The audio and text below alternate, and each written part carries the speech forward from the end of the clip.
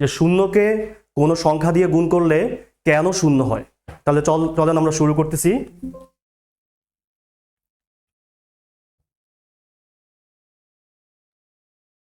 যেমন আমি এখানে লিখলাম 0 × 2 = 0।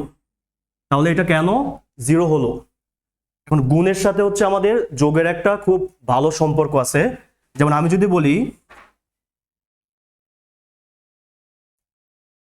2 × 3, এটাকে আমরা 6 বলতেছি। এটার কারণ হলো এখানে বোঝাচ্ছে 2 3 বার আছে এবং এখানে 3টা 2কে যোগ করা হচ্ছে। তা 3টা 2কে যদি আমরা যোগ করি তাহলে হচ্ছে কত হয়? 6 হয়। তাহলে আমরা যেটা বুঝতেছি যে এখানে যেই অঙ্কটা থাকবে এটাকে ততবার যোগ করা হচ্ছে। তাহলে আমি যদি বলি 0 × 2, তাহলে এটা বলতে আমরা কি বুঝতেছি? এটা বলতে আমরা বুঝতেছি যে এখানে 0 আছে,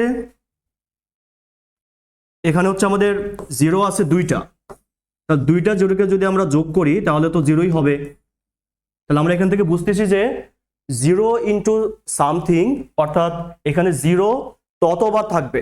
তাহলে আমি যদি বলি যে 0 × 100, তাহলে এখানে 100টা 0, তাহলে 100টা 0কে যোগ করলে কত হয়? 100ই তো হয়। এই জন্য শূন্যকে কোনো সংখ্যা দিয়ে গুণ করলে শূন্য হয়। আশা করি আমরা বুঝতে পারছি।